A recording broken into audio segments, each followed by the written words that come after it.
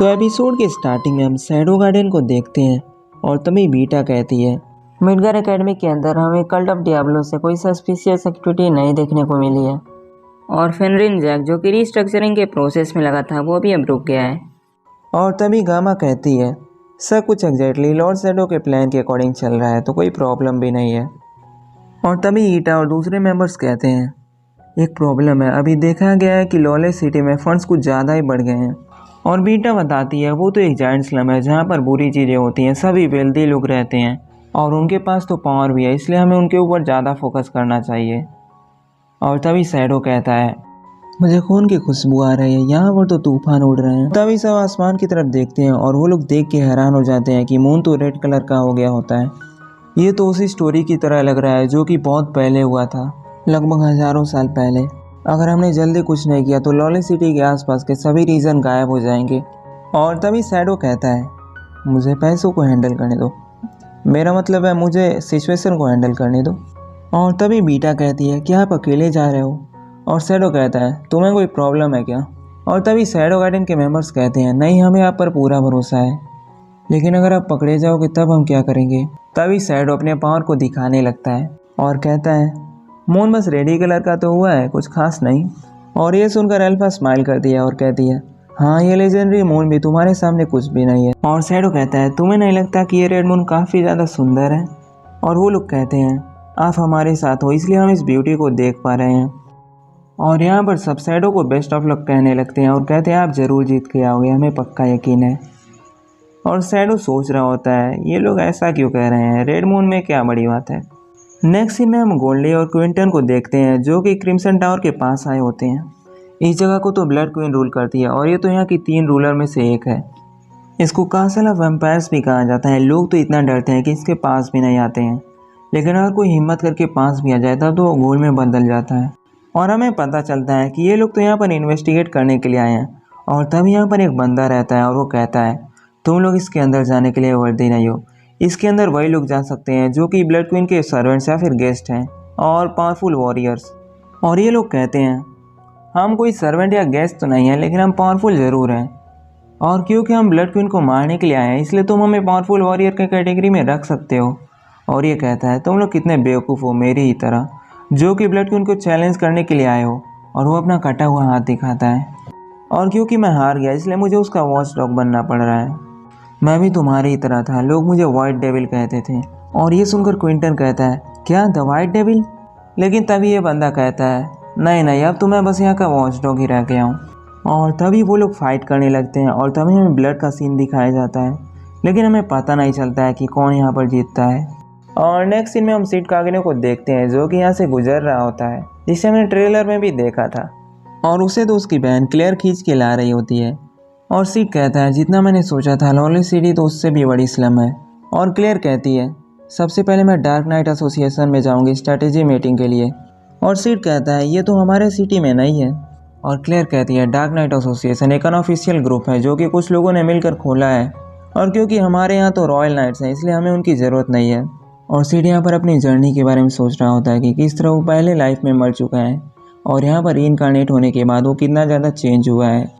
और मुनसिन फेस्टिवल में तो क्लेयर विनर हो गई थी, इसलिए उसको सेलिब्रेट करने के लिए उसने गामा की मदद ली थी और उन लोगों ने मित्सुगोशी रेस्टोरेंट में बहुत ही अच्छा खाना खाया था।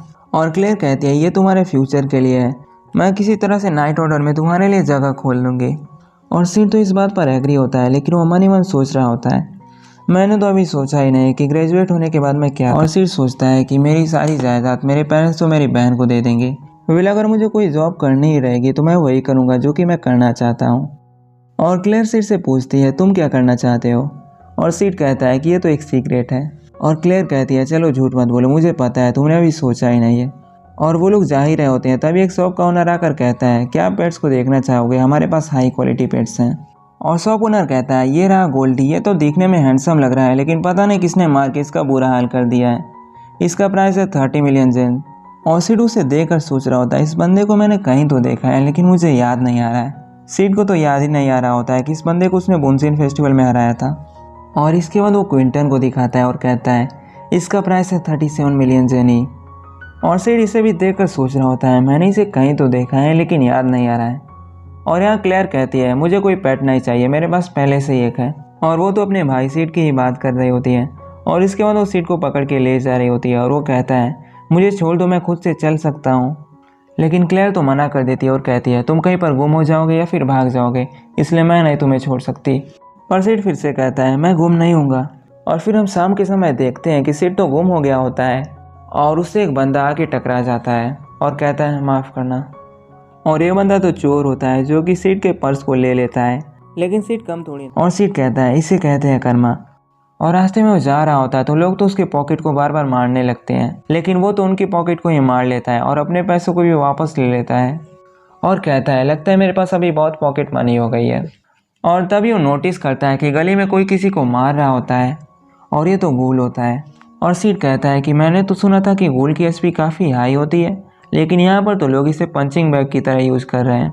और तभी सीट नोटिस करता है कि यहाँ पर मून के अंदर से कई मैजिकल एनर्जी निकलने लगती है और तभी यहाँ पर कई लोग दिखाई देते हैं और ये गूल तो एक्टिव हो जाता है और उसी बंदे को मारने लगता है और वो बंदा भी गूल में कन्वर्ट हो जाता है। और सीट सोचता है कि यहाँ पर से लगता है कि मून की मैजिकल एनर्जी को ये लोग यूज़ कर रहे हैं।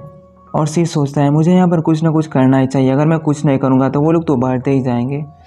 और सीट यहाँ पर सोच रहा होता है कि मुझे बैकग्राउंड कैरेक्टर की तरह एक्ट करना चाहिए या फिर अपनी पावर को दिखाना चाहिए।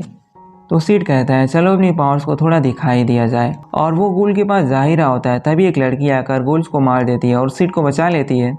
और सीट उससे पूछता है तुम कौन हो, और वो कहती है मैं एंशिएंट वैम्पायर हंटर हूँ और मेरा नाम मैरी है, अगर तुम अपनी जान की परवाह करते हो तो अभी यहाँ से चले जाओ। मून तो रेड हो गया है और यहाँ पर पागलपन शुरू हो गया है और हमारे पास अभी टाइम भी नहीं है, जल्दी से यहाँ से निकल जाओ। और सीट भी यही सब लाइन्स को रिपीट कर रहा होता है और सोचता है यहाँ पर कुछ तो होने वाला है, मुझे तो अंदर से ही मज़ा आ रहा है। और यही हम दूसरी ओर देखते हैं कि क्लेयर तो सीट को खोज रही होती है और वो कहती है मैंने सीट को कहा था कि वो अपने इन पर इंतजार करे, लेकिन वो तो वहीं से भाग गया। और तभी यहाँ पर एक बंदा बाहर निकलता है और उसके पीछे गूल लगा होता है। ये देखकर क्लेयर उसे मार देती है और क्लेयर उस बंदे से पूछती है क्या तुमने किसी काली आंखें और काले बाल वाले लड़के को देखा है? और वो बंदा कहता है नहीं, मैंने नहीं देखा है। यही दूसरी ओर हम स्केल और पो को देखते हैं जो कि एक ब्रोथल में जा रहे होते हैं और ये लोग तो इतना एक्साइटेड होते हैं कि पूछो मत, क्योंकि वो लोग तो हमेशा से ही इसे करना चाहते थे और इसके लिए वो अपनी जान देने के लिए भी तैयार होते हैं।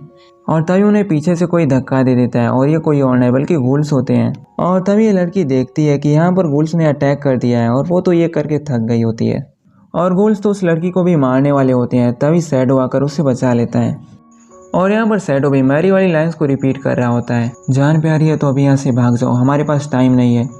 और वो उसका नाम पूछती है तो वो कहता है शैडो, अपनी जान प्यारी है तो अभी भाग जाओ, हमारे पास टाइम नहीं है। और तभी यहाँ पर एक लड़की आती है और कहती है मैरी क्या तुम ठीक हो? और वो कहती है हाँ मैं ठीक हूँ, यहाँ पर अभी एक शैडो नाम का बंदा आया था। और मैरी उसे पूछती है क्या तुम उसे जानती हो? और वो कहती है मैं उसे जानती तो नहीं हूँ, लेकिन वो एक ईविल मास्टरमाइंड है जो कि क्लर्जी को मार रहा था, कह सकते हैं कि वो यहाँ के सबसे खतरनाक लोगों में से एक है। पर मैरी कहती है मैं ऐसा बिलीव नहीं कर सकती कि वो एक ईविल पर्सन है। और वो कहती है मेरा काम यहाँ पर ख़त्म हो गया, मैं यहाँ से जा रही हूँ। और वो कहती है क्या तुम यहाँ से जा रही हो? वो लोग तुम्हें जानती हो क्या करेंगे, यहाँ से कांटेक्ट तोड़ना सही नहीं है। और मैरी तो इस बात को इग्नोर करके शैडो को थैंक यू कहती है। और अगले सीन में हम देखते हैं कि यहाँ पर सिटी में आग लग गई होती है और ये लड़की कहती है अगर भाग सकते हो तो भाग जाओ, पर यहाँ से भागने के लिए तुम्हें लकी होना पड़ेगा क्योंकि पास सबके लिए काइंड नहीं होता है। और तभी यहाँ पर कुछ लड़कियाँ आकर उसे रिपोर्ट देती हैं वैम्पायर्स ने गूल्स को छोड़ दिया है और उन्होंने सिटी पर अटैक कर दिया है। और नेक्स्ट सीन में हम क्लेयर को देखते हैं जो कि एक बॉडी को पकड़ के जा रही होती है और क्लेयर तो उस बॉडी को सीट का आगे समझ के उसके ऊपर रो रही होती है। तभी यहाँ पर मैरी आकर कहती है तुम जिसके लिए रो रही हो वो नहीं है। तो क्लेयर उस बॉडी को फेंक देती है और कहती है हाँ मुझे लगा ही था, मुझे बताओ वो कहाँ पर है।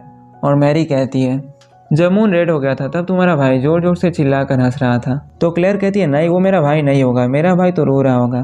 तो मैरी कहती है अगर वो नहीं है तो मैंने एक और पर्सन को देखा है जो कि वैसे ही था जिसे ब्लड के उनके फॉलोअर्स लेकर जा रहे थे। और क्लेयर उससे कहती है मुझे बताओ वो कहाँ पर गया है, वो ज़रूर वही होगा। और वो कहती है क्रिम्सन टावर में वैम्पायर्स तुम्हारे भाई की बलि देना चाहते हैं, वो लोग ब्लड क्वीन एलिजाबेथ को हज़ारों सालों बाद फिर से ज़िंदा करना चाहते हैं, इसलिए वो उसकी बलि देना चाह रहे हैं। और उसको वापस से ज़िंदा करने के लिए उसे एक जवान लड़के की ज़रूरत थी। और क्लेयर पूछती है लेकिन आज ही क्यों? तो मैरी कहती है वैम्पायर्स बहुत ही टाइम से इस दिन का इंतजार कर रहे थे जिस दिन रेड मून वापस से अवेकन होता है। और क्लेयर भी इस बात को नोटिस करती है कि मून तो बहुत ही रेड हो गया है। और मैरी कहती है हाँ, और अगर उसे बलि मिलेगी तो वो पक्का जिंदा हो जाएगी। और यहाँ पर गुल्स उनके ऊपर अटैक करने के लिए आ रहे होते हैं। और मैरी क्लेयर से कहती है तुम अपने ब्रदर को सेव करना चाहती हो और मैं क्वीन एलिजाबेथ को मारना चाहती हूँ। हमारा गोल तो क्रिम्सन टावर में जाना ही है, इसलिए हम साथ में मिलकर काम करते हैं। और क्लेयर इस बात पर एग्री हो जाती है और दोनों साथ में मिलकर काम करने लगते हैं। और नेक्स्ट सीन में हम स्केल और पो को देखते हैं जो कि गुल्स से डर के भाग रहे होते हैं। और स्केल तो नीचे गिर जाता है लेकिन पो तो भाग जाता है और तभी वहाँ से पीछे से गूल आ जाता है। और यहाँ पर हमें एक बंदे को दिखाया जाता है जिसका नाम होता है जगरनॉट। और वो ये सब देख कर कह रहा होता है वाह, ऐसा बैटल तो मैंने बहुत टाइम से नहीं देखा है। पिछली बार ऐसा बैटल मैंने थ्रायंथ्रोप इन्वेजन के टाइम पर देखा था। और नेक्स्ट सीन में हम सिटी के नाइट्स को देखते हैं जो कि खुद ही डर के भाग रहे होते हैं।